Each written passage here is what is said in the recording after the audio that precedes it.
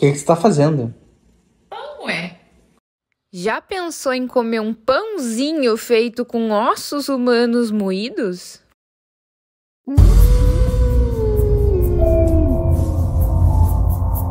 Curiosidades mórbidas.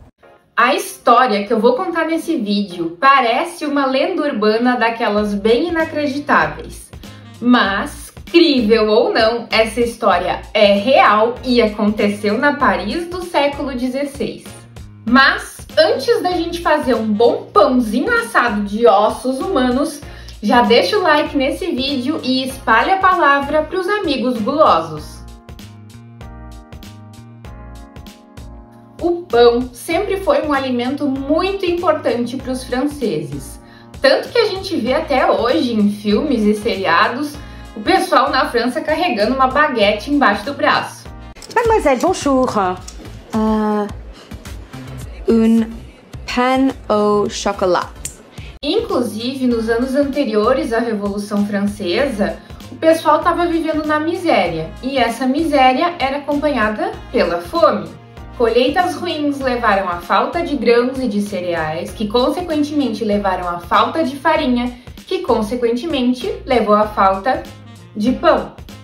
Tem até aquela frase que foi supostamente dita por Maria Antonieta: se o povo não tem pão, que comam brioches.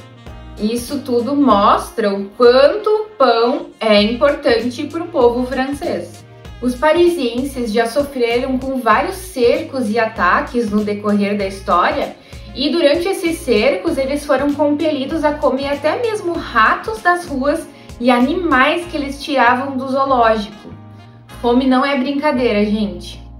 Mas a história do pão de ossos humanos se passa logo após a morte de Henrique III. O seu primo, também chamado Henrique, o Henrique de Navarro, era herdeiro do trono francês. Só que tinha um pequeno problema: o Henrique de Navarro tinha sido criado como protestante. Esse bafafá todo de Igreja Católica contra Henrique Protestante levou a um conflito que eu não vou entrar muito em detalhes aqui, porque não é o objetivo do vídeo, mas isso acabou gerando o êxodo rural dos camponeses do campo para a cidade, tentando fugir, encontrar abrigo na cidade e não se envolver muito nessa briga toda. Só que durante esse conflito as cidades foram tomadas e os moinhos, que são as estruturas que moem o trigo para fazer a farinha, para fazer o pão, foram queimados. Acabou o pão e a fome veio.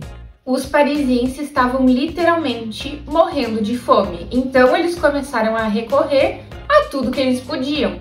Iniciaram comendo grama, só que isso não dava sustância. Aí depois eles passaram a comer os cavalos, até que os cavalos acabaram. E aí eles passaram para animais de estimação, como gatos e cachorros, que eventualmente também acabaram. Era muita população para nenhuma comida. Então a solução foi o chamado pão da Madame de Montpensier. Bueno, o tal do pãozinho era feito com ossos tirados de cemitério. Os ossos humanos eram moídos e transformados em farinha, e essa farinha era usada para fazer esse pão.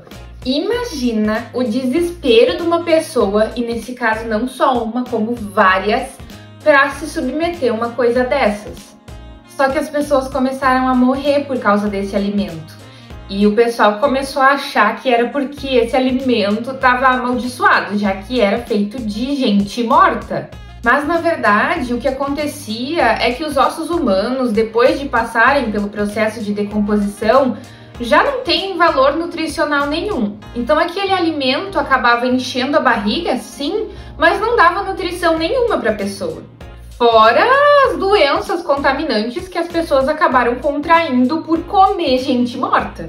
Bom, isso acabou quando o rei Henrique resolveu dar uma amenizada na situação e permitiu que o exército desse alimento para as pessoas, e até se converteu à fé católica. Ironicamente, os católicos acreditam na transubstanciação, que é o pão se transformando no corpo de Cristo. Isso me dá uma raiva, porque Todo esse conflito, o pessoal morrendo de fome, tendo que comer osso de gente morta para depois ele voltar atrás e se converter ao cristianismo. Então isso tudo foi para nada.